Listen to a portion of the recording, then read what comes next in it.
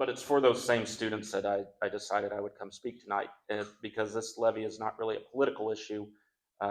It's a community issue, and quite frankly, our students deserve the quality of education that you and I were afforded growing up.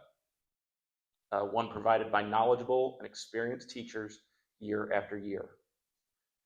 I grew up in a town very similar to Tipton. I had a love affair with this town ever since I was younger, similar to most of our board candidates today.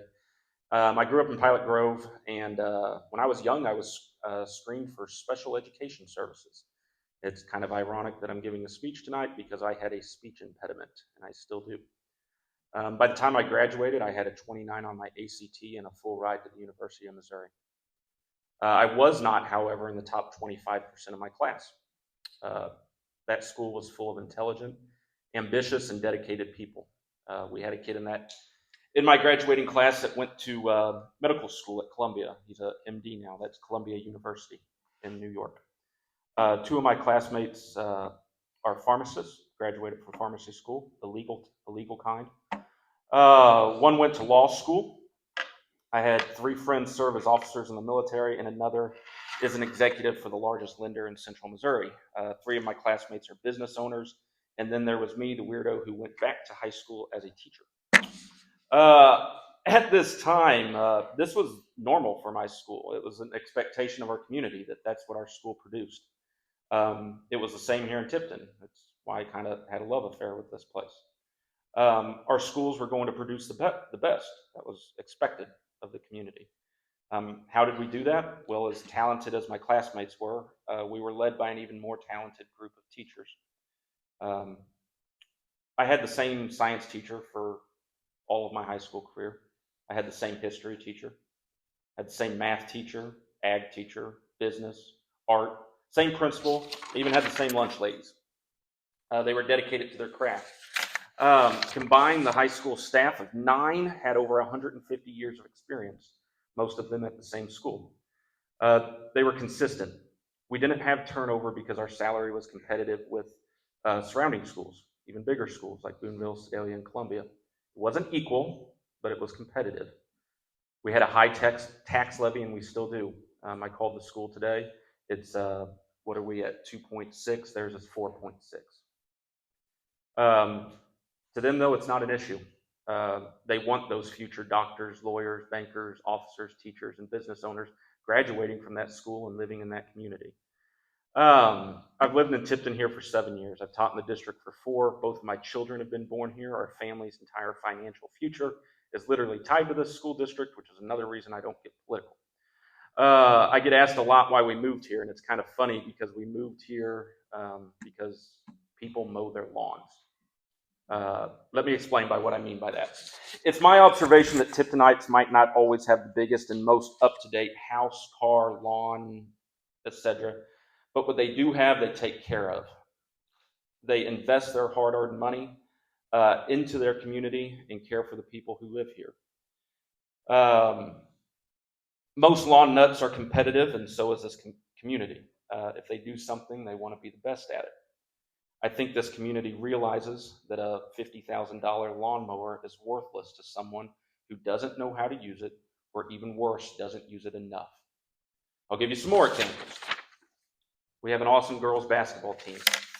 They won the state championship 3 years ago. Was it the gymnasium that lifted that trophy, or was it Coach Culpepper, his staff, and those girls who lifted that trophy? Football team made semifinals this year. Was it because of the actual weights they were lifting, or is it because those boys were in that weight room at 6 a.m. 3 times a week lifting those weights? When DECA, FBLA, and FFA teams win state championships, do we have the nicest, most up-to-date equipment, or do those advisors and students work harder than the rest of the state? Not just schools our own size, the rest of the state. Although nice facilities and equipment are needed and definitely help, a school's most valuable asset will always be the people within its walls. Not programs, not policies, not procedures or property, people. This town knows this, and we need to apply this same mentality to the education our children receive. If you look at the factors which influence student achievement, teacher quality is number 1. In fact, teacher quality has twice the impact of any other factor. If we want our students to be the best, they need to receive the best education. And in order to receive the best education, we have to have the best teachers. How do we keep the best teachers?